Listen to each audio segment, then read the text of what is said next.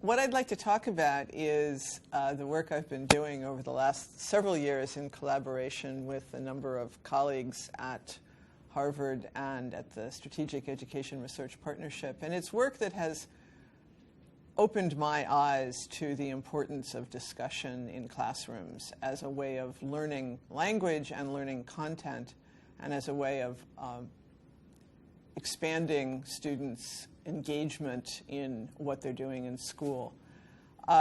This work started actually with an effort to promote vocabulary, and obviously we're all aware of the huge deficits in vocabulary of children who come from less educated homes, children who grow up in poverty, children who arrive at school with limited or no proficiency in English, the degree to which vocabulary is a huge challenge for those kids. So we were attempting, in work we were doing in partnership with the Boston Public Schools, to find a way of helping teachers support middle school students' reading comprehension, and we wanted to develop an intervention or curricular support that was actually seen by the teachers as being valuable to them. I've developed vocabulary curricula before, and I've had the experience that many of us have had of well-designed curriculum, designed in collaboration. In one case that I'm thinking of, the Vocabulary Improvement Program, in collaboration with teachers of second language learners and bilingual kids. And a lot of excitement about using it, research evidence that suggested that after 2 years that the students had improved on vocabulary and on reading as a result of using the program. And beautifully designed materials and lots of support during the implementation of the project, and then went back the next year to talk to the teachers and discovered that none of them were using the materials anymore. Said, wait a minute, where's the vocabulary improvement materials? And the teachers said, quite sensibly, well, the project is finished. We're not doing that anymore. And that's a very discouraging recurrent phenomenon in educational research, this observation that improvements can be made and can be demonstrated to work, but that they don't have very much staying power unless there's some institutionalization process going on. And the institutionalization process is something that I've become very interested in. How do we get these improvements in curriculum or in teaching methods or in anything else going on inside the classroom institutionalized so that they become part of the DNA of the school and not just something that gets tried for a couple of years and then gets dropped when the next best thing comes along. So I had determined that I wasn't going to do that kind of work anymore, and fortunately the institution of the Strategic Education Research Partnership was developed under the auspices of the National Research Council in Washington, D.C., the National Academy of Sciences in Washington, D.C. And it was an effort to try to do educational research in a new and different way, in a way that was much more closely connected to school districts and schools' needs. One of the basic principles of SERP work is that we won't develop improvements that emerge from theory or that emerge from our analysis of school district data, that we let practitioners define what help they want from us. And so we established a partnership with the Boston Public Schools. This was in 2006 that we started, when the superintendent there, Tom Pesant, said, I think I've solved a lot of problems in BPS, but I have not solved middle school literacy. I absolutely know that kids enter middle school reading like this, and they emerge at the end reading like this, and they're not prepared for high school content area learning. And I'd love it if you could help us do something about middle school reading comprehension. So we went around to schools, to teachers in middle schools and principals, and said, your superintendent tells us that there's a middle school reading comprehension problem. What is it? What would help with that problem? And we spent a year, actually, interviewing, observing in classrooms, and trying to define a problem the solution to which would actually be seen as relevant by the people who had to implement the solution. The teachers had many different observations about what the kids needed and what would make life easier for them in teaching. But one of the recurrent themes was vocabulary. So we decided to develop a vocabulary intervention, a vocabulary curriculum. And this vocabulary intervention, of course, we wanted to take into account in designing it all of the research-based principles that we know about from 60 years of research on vocabulary teaching in first language classrooms and in foreign language classrooms and in classrooms serving second language learners. And those principles are, it's not a huge long list, but the words have to be encountered several times. They have to be encountered in semantically rich contexts, not in random lists. Students need to have opportunities to use the words in communicatively authentic ways. Reading them and hearing them isn't enough. They also have to have opportunities to write them and to speak them. And so that particular principle became something of a design challenge. How do you insist, without just having repetition in the classrooms, without having scripts, how do you get kids to use words in authentic ways? So somebody on the team, I think it might have been Claire White, but I'm not quite sure. It was one of those emergent moments. We came up with the idea that we would introduce dilemmas as the stuff of the curriculum, and that the dilemmas could then be the basis for debates. And because they were true dilemmas on which thus opinions could authentically differ, we would give the students opportunities to use the words that we were teaching in the context of the debates. So we developed a list of 24 topics, 24 dilemmas, and provided the teachers and the students with texts associated with each of those dilemmas that embedded 5 academic words, all-purpose, high-utility academic words. We decided to focus on all-purpose academic words because, of course, the teachers all assumed that they were, or told us they were, teaching their own disciplinary words. But one of the things that we were aware of in this design was that all-purpose academic words have a lot of subtle differences in meaning associated with different content areas. So if you take a word like function, it has a meaning in kind of normal academic discourse, but it has a different meaning in math and a different meaning, again, if you're doing social studies or science. And we wanted to be sure that kids had access to that full richness of polysemous connotations. And also, quite frankly, we thought it was inappropriate. This was a few years before the Common Core State Standards, but you'll see that it anticipates some of the constraints and suggestions of the Common Core. We thought it was inappropriate to put all of the burden for teaching all-purpose academic words on the English language arts teacher. We wanted to bring the math, science, and social studies teachers into the mix and make sure that kids had opportunities to see these words and hear them and use them in authentic ways across the content areas. So we designed a 5-day sequence within each unit of the program that came to be called word generation. And on the first day, the English language arts teacher would discuss a text with the students that introduced the dilemma and gave some arguments on one side or the other.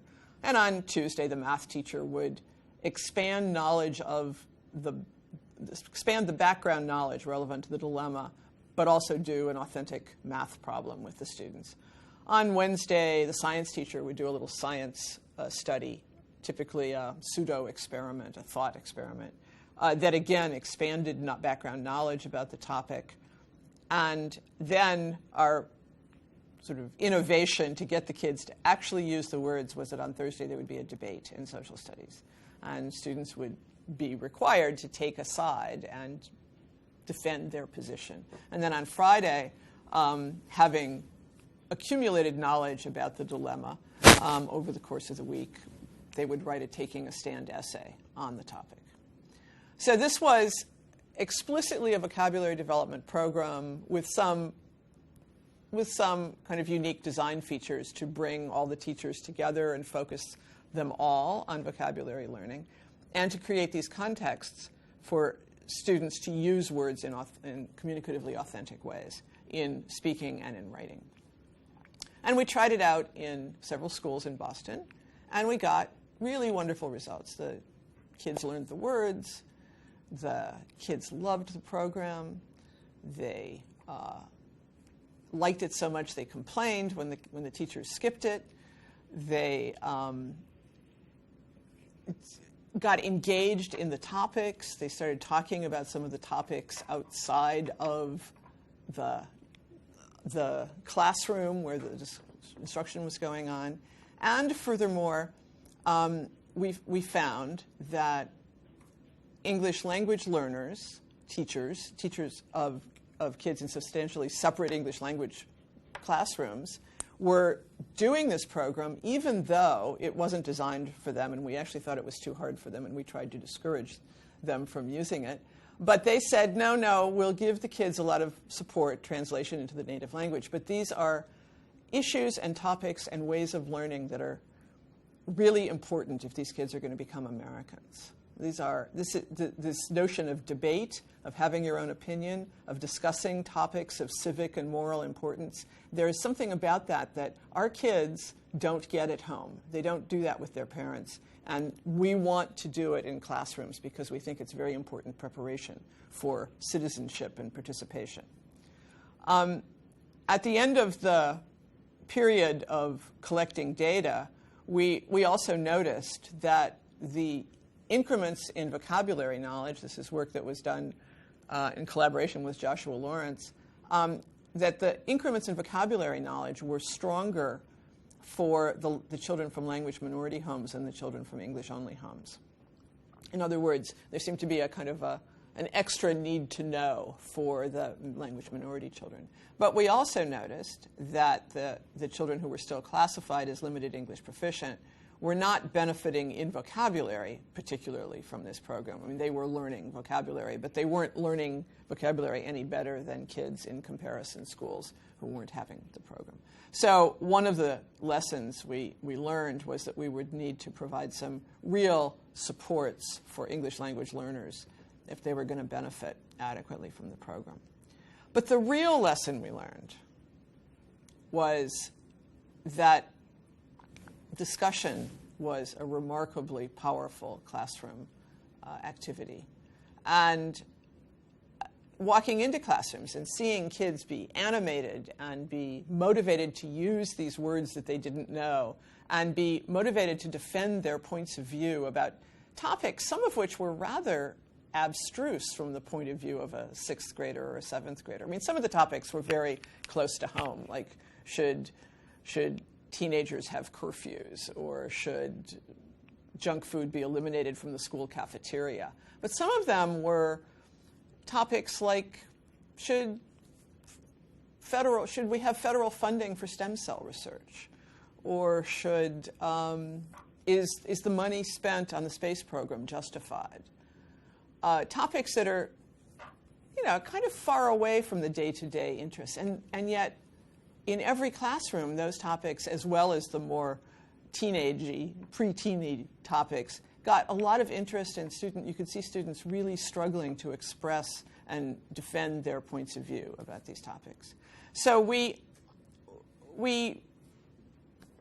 rediscovered, actually, I'd have to say, something that we would have known had we been reading the literature more carefully, namely that classrooms characterized by true discussion in which students have the right to express their opinions and teachers are not positioned as experts about the topics being discussed, are classrooms in which kids are likely to make important gains in literacy. And going back to the literature, we realized that Gamaran and Nystrand had shown that discussion was an important feature of classrooms where kids make big gains. Also, of course, that in in their work that it's extremely rare that about a minute and a half of an hour in English language arts or social studies is typically devoted to real discussion.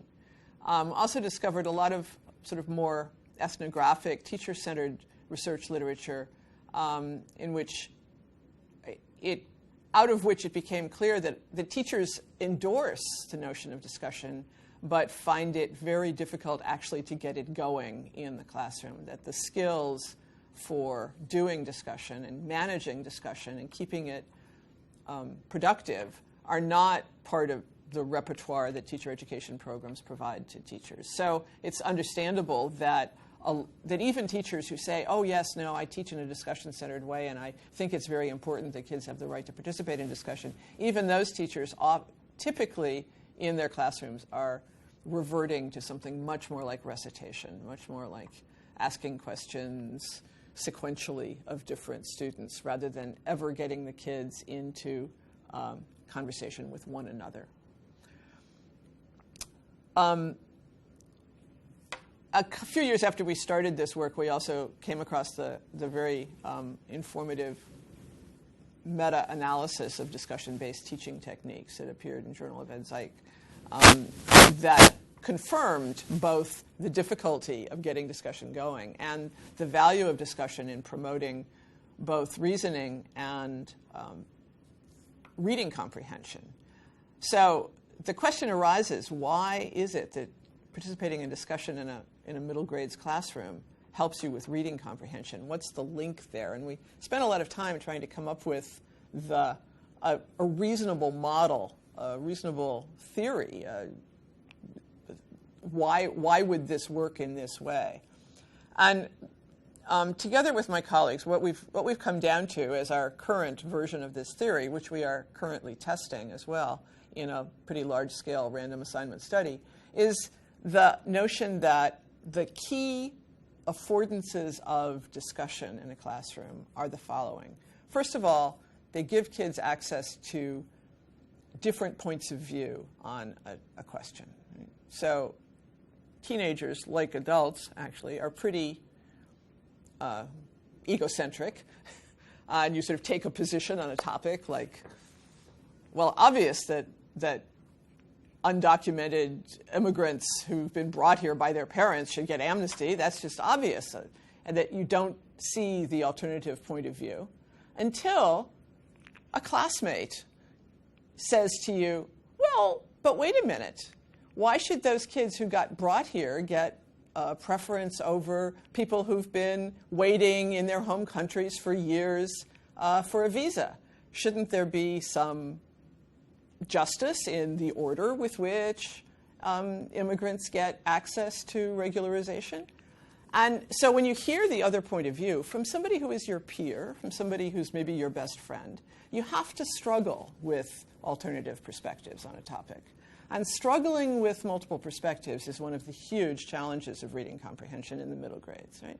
It's what is hard about reading literature, that there are characters in every novel who have different emotional relationships to one another than they would in very simple stories, or people who know things that other people don't know.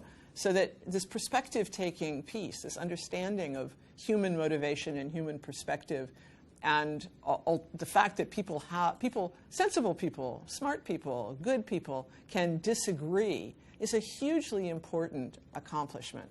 And the most kind of salient way to make that accomplishment, we decided watching some of these classroom discussions, was to let kids argue it out among themselves and really come to see the value of understanding each other's points of view. And then, of course, if you've got somebody there that you would like to convince of your point of view, you have to build a good argument. The only way to do that is to amass evidence, to find logical connections, to make claims and find evidence and find warrants that link the evidence to the claims. And that is the essence of argumentation. That's the essence of what the Common Core State Standards are now demanding that all kids be able to do in speaking and in writing. And we saw kids develop those skills in the context of these classroom discussions. And in some cases, even transfer them. Not as robustly as I would have liked, but in some cases still transfer them into the written essays that they produced the day after the debate. And then the other piece of, the other skill that really is forefronted in these discussions is skill with academic language.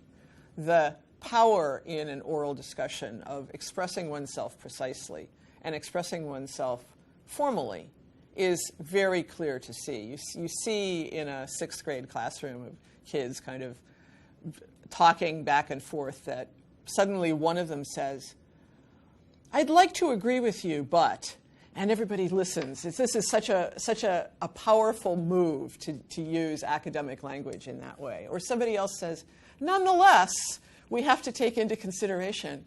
These are real steps forward, and to the extent that, particularly in the classrooms that have lots of second language learners and language minority students in them, we're now providing little cheat sheets on the corner of the curricular materials to give kids ideas of how they can make themselves sound more effective and more important in these discussions.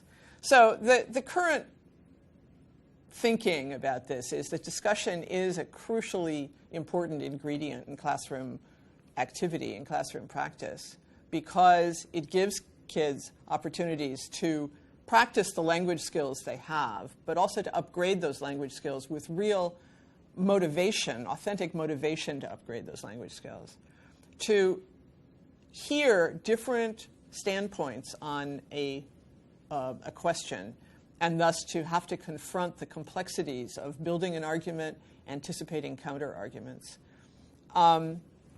and to understand that different people who come from different places will almost automatically have different perspectives on a question, like amnesty for immigrants, or curfews for teenagers, or funding for stem cell research.